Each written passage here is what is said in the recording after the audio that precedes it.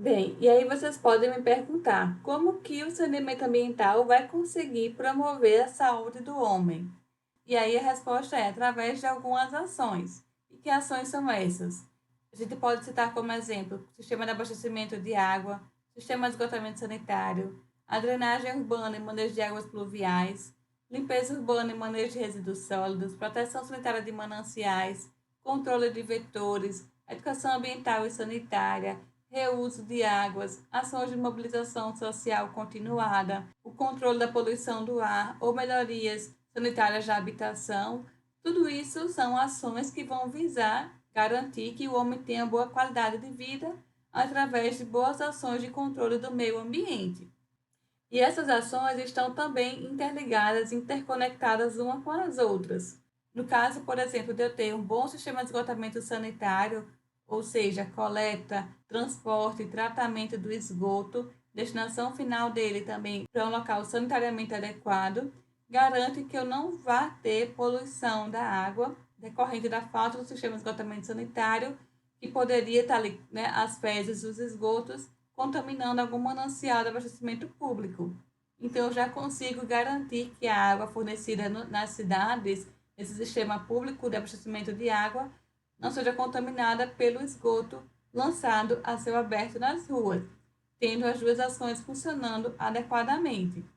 Da mesma forma que na drenagem urbana, associada com o controle da água das chuvas e a relação dessa água da chuva com a limpeza pública, com o manejo de resíduos sólidos, também está diretamente relacionado. Se eu não tiver, por exemplo, sistema eficiente de coleta de resíduos sólidos, estes, por sua vez, podem ir para as galerias de drenagem, né? Podem entupir as bueiras e causar os alagamentos devido a gente ter interrupção desse escoamento da água da chuva através desses elementos de drenagem. E aí, outras ações também vão estar relacionadas a essas quatro primeiras, a exemplo do reuso de águas, está diretamente relacionada com o sistema de esgotamento sanitário, uma vez que ao fazer a coleta, transporte e tratamento do esgoto, eu posso adequar esse esgoto tratado a ser utilizado para reuso em outro fim. Reuso, por exemplo, para irrigação de campos, né, de jardins, ou então irrigação de algumas culturas, a exemplo do que é praticado em algumas regiões aqui do semiárido, da irrigação de palma forrageira, né, para alimento para o gado, através do sistema de esgotamento sanitário, utilizando o reuso de esgoto tratado, ou então o que é feito lá em São Paulo, o sistema da Aquapolo, em que a água residual é tratada, é posteriormente encaminhada para um polo industrial para ser utilizado nas indústrias. Essa água que não vai ser necessária ter uma qualidade muito elevada para os processos industriais. O controle de vetores também vai estar diretamente relacionado com esse controle e promoção da saúde, uma vez que, ao controlar os vetores, estes não vão conseguir transmitir doenças para o ser humano. Eu vou propiciar um ambiente saudável, né, salutar, para que eu não tenha proliferação de vetores que podem transmitir doenças para o homem. Além disso, a melhoria sanitária da habitação, então garantir que as casas tenham um banheiro adequado, que não possuam frestas para não abrigar vetores, que tenham água encanada, tudo isso faz com que a gente consiga promover a saúde do homem. E não menos importante, eu destaquei aqui por último a educação ambiental e sanitária, que ela deve estar presente em todas essas ações. E para que essas ações anteriores funcionem adequadamente, é necessário que a gente tenha conhecimento, né? Saiba do nosso papel, nossa importância em contribuir para que essas ações de saneamento ambiental elas tenham efetividade. E também cobrar dos agentes públicos que eles cumpram o papel que lhe é devido em relação a proporcionar um ambiente saudável com saneamento ambiental para todos. E vocês também já devem ter visto anteriormente falar sobre saneamento básico. E a diferença de saneamento básico para saneamento ambiental é que o saneamento básico é o básico do saneamento ambiental. E esse saneamento básico ele é definido por lei, né, a Lei 11.445 de 2007, que estabelece quais são as diretrizes nacionais para o saneamento básico, definindo o saneamento básico como sendo um conjunto de serviços, instalações operacionais e infraestruturas de abastecimento de água potável, esgotamento sanitário, limpeza urbana e manejo de resíduos sólidos, drenagem e manejo das águas pluviais urbanas. Então, esses quatro elementos fazem parte do chamado saneamento básico, que vão ser o básico do saneamento ambiental. Então, deve-se garantir, deve-se proporcionar pelo menos esses 4 elementos do saneamento ambiental para garantir aqueles bons níveis de saúde pública. E aqui, só reforçando que o saneamento básico, ele faz parte do saneamento ambiental, né? Ele está contido nesse saneamento ambiental, em todas essas ações, e que eu devo garantir pelo menos elas, porque uma vez garantidas essas 4 ações básicas, as demais ações de saneamento ambiental, elas também serão parcialmente atendidas com essas 4 aqui embaixo. Então, falar em saneamento básico é falar em água, esgoto, resíduos sólidos e drenagem. E vocês vão ver com mais detalhes, quem for para a área da engenharia ambiental, e também for fazer a disciplina de saneamento ambiental, cada uma dessas ações, o que é que significa, o que é que está por trás, o que é que contém cada uma delas, para garantir bons níveis de saúde pública para a população, bem como a qualidade do meio ambiente onde essa população vive. E dessa forma, ao implementar um sistema de saneamento, eu estou diretamente interferindo no meio ambiente, fazendo com que o ciclo de transmissão das doenças seja interrompido. E além das ações de saneamento ambiental que eu falei anteriormente, a transmissão das doenças também pode ser evitada quando eu promovo a educação ambiental e sanitária, por exemplo, ensinando as pessoas a utilizar adequadamente as suas instalações sanitárias. Um exemplo disso, ensinar as pessoas que elas devem fazer a limpeza regular, frequente das fossas sépticas para se manter as boas condições adequadas nessas unidades de tratamento individual dos esgotos, bem como também promover melhoria da higiene pessoal, né, da higiene dos alimentos e da higiene doméstica, para garantir que a gente tenha um ambiente são, né, saudável, salutar, propício à manutenção da qualidade do meio e da qualidade de vida do homem. E outra recomendação que eu deixo para vocês também, a partir dessa aula, é vocês acessarem esse site tratabrasil.org.br, a parte lá que tem de estatística e de estudos dentro do site, e vocês vão ter acesso, por exemplo, ao ranking anual do saneamento. E a partir de alguns indicadores é quantificado qual é a situação atual do saneamento em cada estado, em cada região, né, ou em cada município. No caso aqui do nosso estado, até, né, o ano passado, até 2019, a gente tinha uma quantificação de rede de água de 77,87% do nosso estado que tem esse sistema com rede pública de abastecimento de água, isso considerando tanto regiões urbanas quanto regiões rurais. Então, a gente tem ainda muita situação de municípios em que na zona rural não tem nenhum sistema público de abastecimento de água. As pessoas são atendidas principalmente com carro-pipa. Em relação à coleta de esgoto, apenas um percentual de quase 24% do nosso estado é atendido com essa coleta. E desse esgoto que é coletado, esses 24% que é coletado, quase 30% é tratado. Então, a gente tem percentual ainda de esgoto que é coletado, mas que não é tratado. Ele é coletado, ele é destinado numa vala ou no solo ou encaminhado para algum rio e não passa por uma etapa anterior de tratamento. E em relação às perdas de água, arredondando aqui, né, quase 50% da nossa água que é distribuída para a população é perdida no meio do caminho. E essa água pode ser perdida, por exemplo, por defeitos, né, por quebra em adutoras, ou por gato, ou por extravasamento de reservatórios. E é uma água que está sendo retirada do manancial, retirada do meio ambiente, tratada, né, modificada a sua qualidade para adequá-la para consumo potável direto.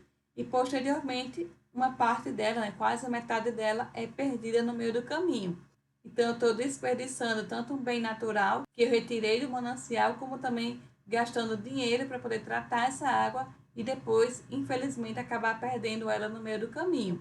E dentro da área de saneamento, de pesquisas em saneamento, existe um mundo em relação às perdas de água. Algumas companhias de saneamento investem bastante nessa redução das perdas de água, porque também é uma perda financeira para a companhia, né, para o sistema que opera um abastecimento de água público, por N razões. Então, são estabelecidas metas para se constantemente reduzir esse percentual de perdas que acontece atualmente. E aí, um aspecto positivo em relação a esse cenário, que é o programa Sanear RN do Governo do Estado, que iniciou lá em 2013, com o objetivo de expandir o índice de atendimento das ações de saneamento básico aqui no Estado. Esse programa visa principalmente aumentar os índices de coleta e tratamento do esgoto. Exemplo aqui de Natal, né, que está pretendendo chegar a 100% do esgoto coletado e tratado a continuar sendo operado pela Caerne. E aqui em Natal a gente tem atualmente 3 ETs, a ET do Baldo, a ET da Redinha e a ET Ponta Negra.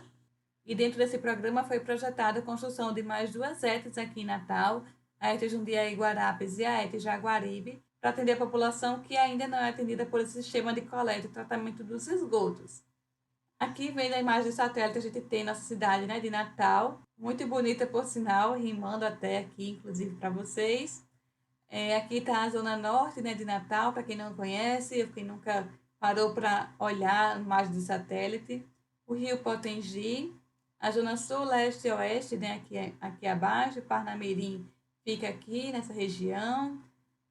Que mais? A gente tem o ponto turístico aqui do Morro do Careca, as dunas de Genipabu aqui em cima.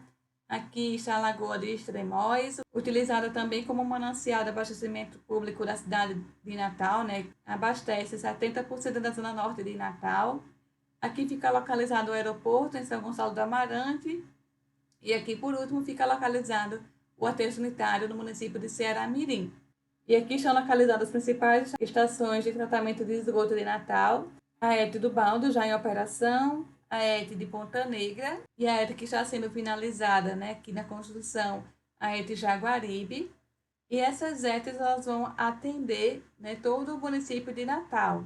Aqui nesse mapa vocês conseguem visualizar, né, a ET do Baldo já em operação, a ET Jaguaribe, né, que está sendo finalizada, quase concluída.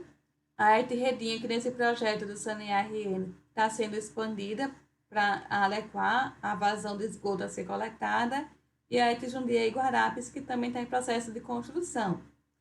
E aqui, em relação à ET Ponta Negra, ela vai se transformar numa estação elevatória de esgoto, né? Estação de bombeamento, para encaminhar esse esgoto aqui coletado para a ET Jundiaí Guarapes quando ela estiver em funcionamento. Aqui do outro lado, essas linhas em rosa são as redes coletoras que foram instaladas, né, que foram construídas nesse projeto.